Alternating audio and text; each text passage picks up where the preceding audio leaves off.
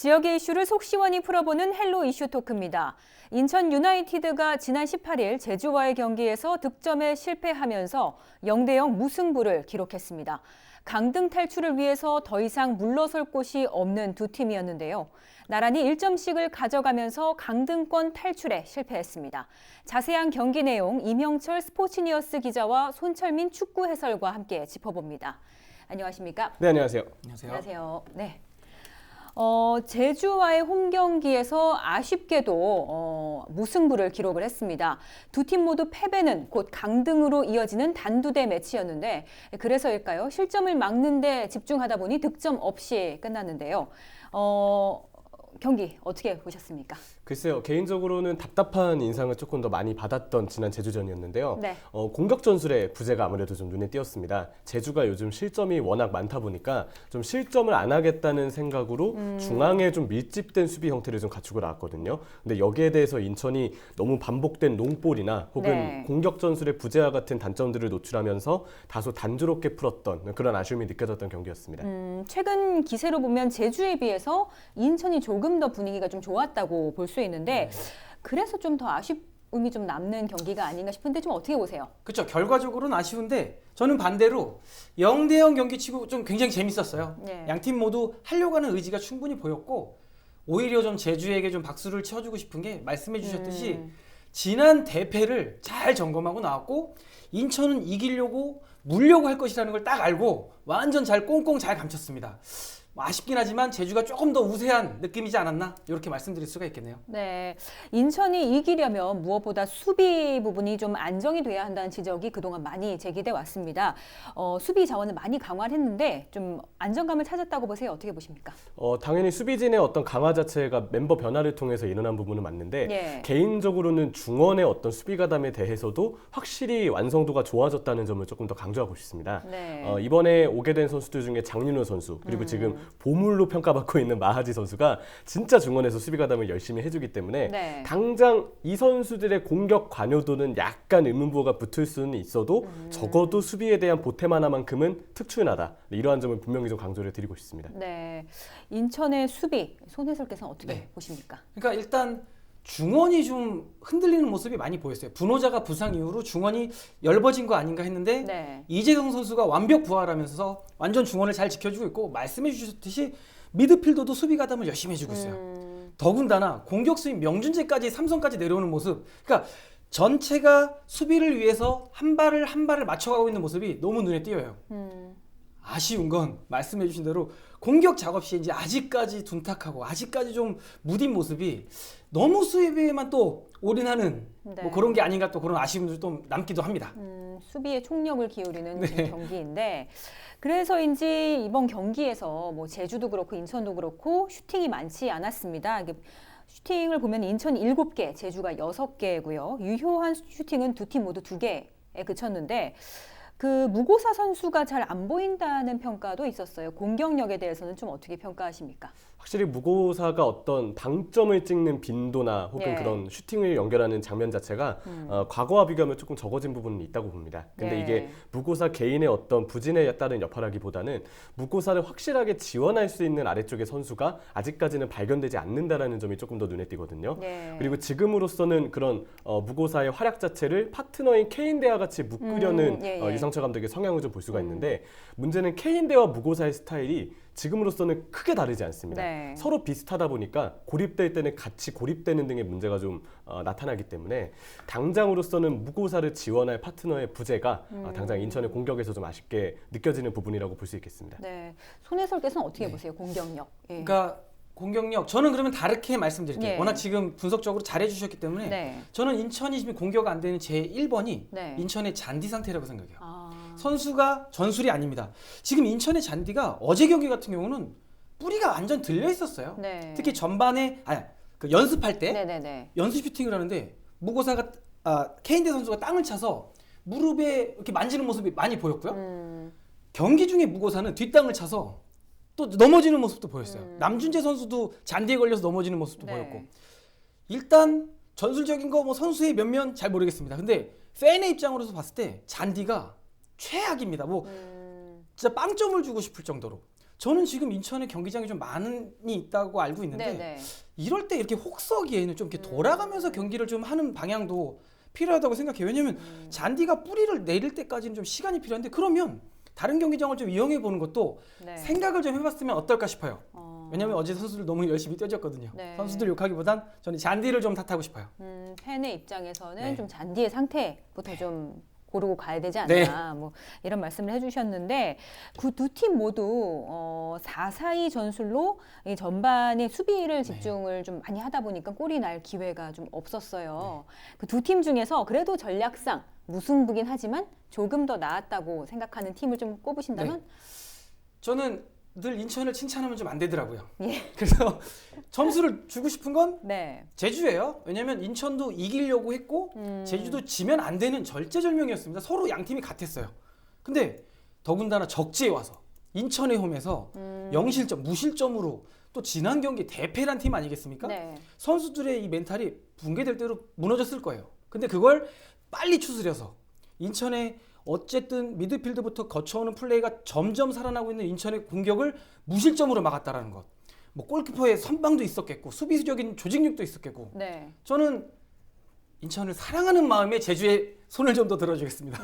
알겠습니다. 네, 어제 팬들 사이에서 눈여겨본 관전 포인트가 또 있었습니다. 바로 마트레이드된 남준재와 김호남의 대결이었는데요.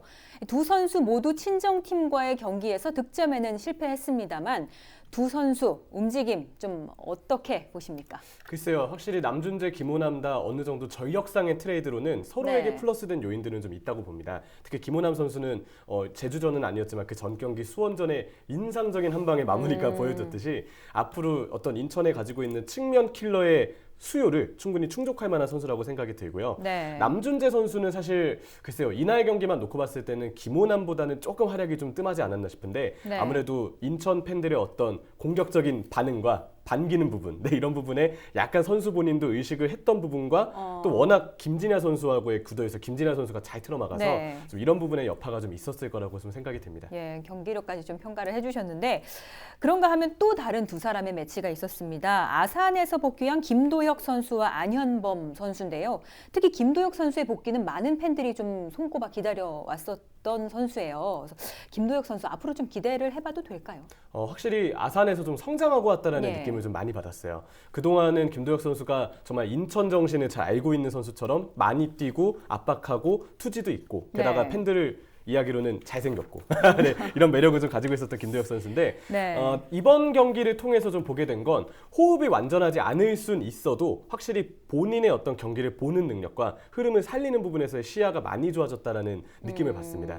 물론 당장 뭐 수비시나 어떤 동선에서 약간씩 겹치는 부분이 있었긴 했지만 네. 기본적으로 자기가 경기를 푸는 방법을 확실히 좀 알고 있었기 때문에 앞으로 왼쪽 윙어나 어떤 윙포워드 내지는 정말 유사시에는 중앙 미드필드로 기용을 해도 제 네. 몫을 다할 것 같다는 생각이 듭니다. 네, 김도혁 선수의 성장한 모습에 대해서도 좀 짚어주셨는데 어떻게 보세요? 네. 일단 김도혁 선수가 인천에 입단하고 네. 아산에 가기 전까지 그 인천에 여러 DNA가 있습니다. 뭐 생존왕이라는 DNA도 있지만 네. 인천에 있는 DNA가 팬들은 아실 거예요. 우당탕 쿵탕 DNA도 있어요.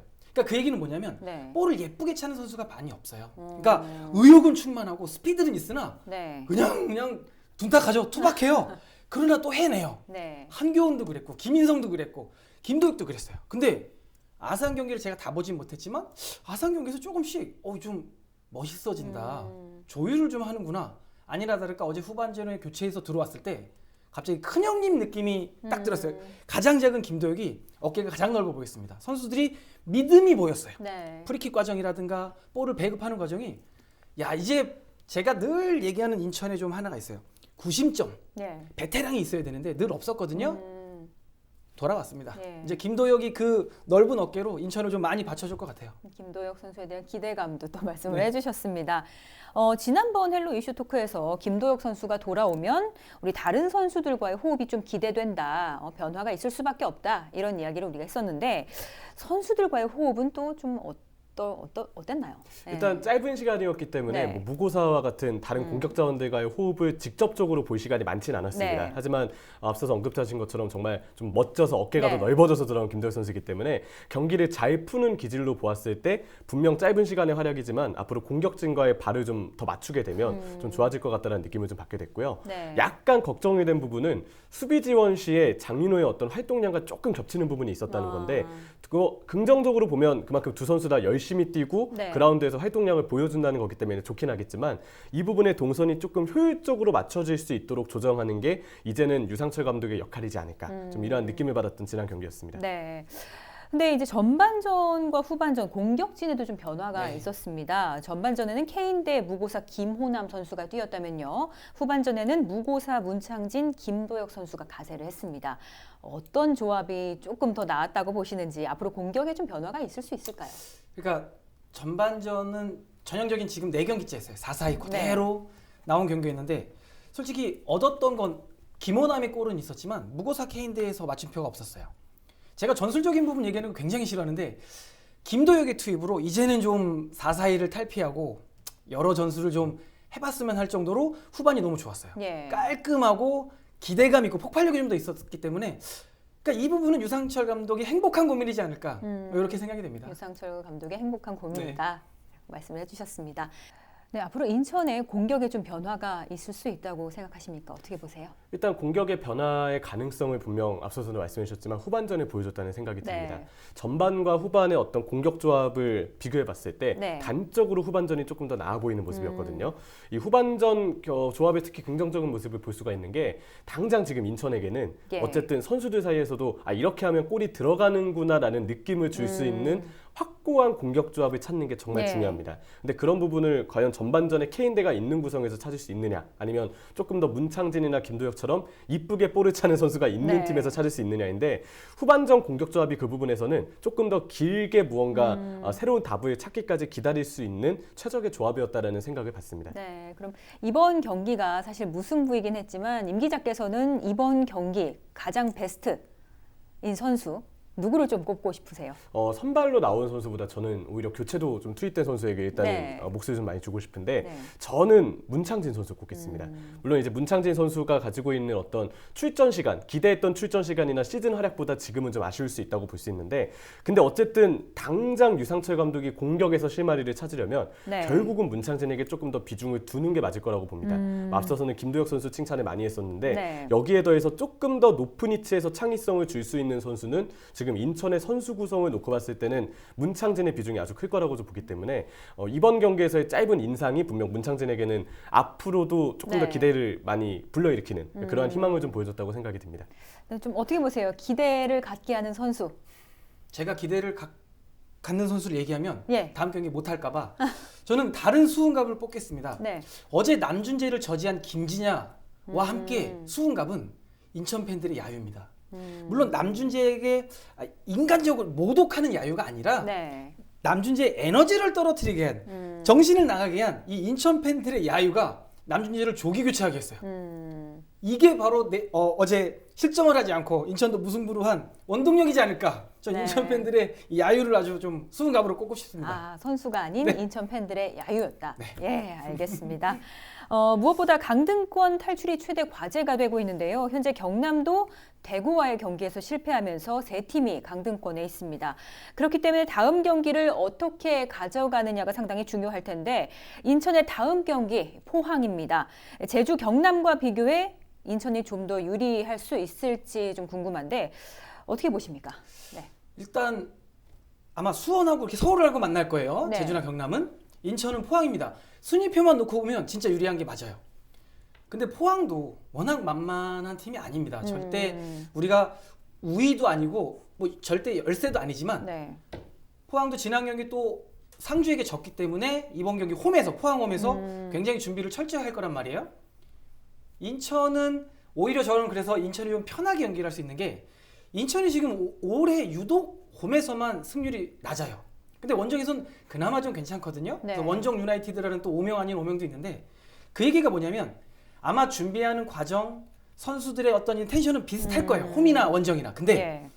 홈에서 부담감은 그 아까 열정적인 이 인천 유나이티드 서포터들의 이 지지가 네. 오히려 선수들에게 조바심을 좀 내는 것 같아요. 반드시 이겨서 반드시 골을 넣어서 팬들에게 좀 승점 3점을 안겨주자. 네. 요게 부담감으로 작용하는 것 같아요.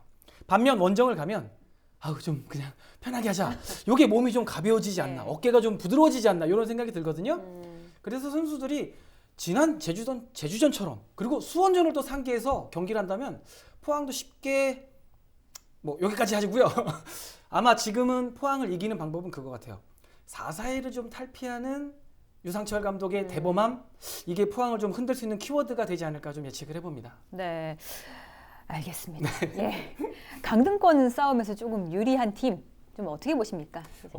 단적으로 유리한 팀을 네. 꼽자면 네. 사실 저는 그래도 인천이 다른 팀보다 좀 유리하다 생각은 드는데 괜히 제가 또 얘기했다가 이게 저주가 될까에 대한 약간 우려와 걱정도 돼서 예. 약간의 팬심을 담아서 네. 저도 일단 말은 좀 자제하겠고요. 네. 대신에 이 얘기를 좀 드리고 싶어요. 지금 강등권 싸움에 키를 쥐고 있는 팀이 있습니다. 바로 인천의 다음 상대 포항이라고 저는 좀 말씀을 드리고 네. 싶은데 참 재밌게도 지금 포항의 잔여 일정을 보면 인천과 제주, 경남을 모두 상대합니다. 네. 당장 다음 주는 일단 인천을 상대하고요. 네. 그래서 이 포항을 이 세 팀 중에 어떻게 잘 다루느냐에 따라서 강등권 싸움에서 유리한 팀의 어떤 내막이 확실하게 드러날 것으로 좀 보여집니다. 네, 인천이 일단 이겨야 되는데 네. 그렇다면 상대 포항 현재 분위기는 좀 어때요?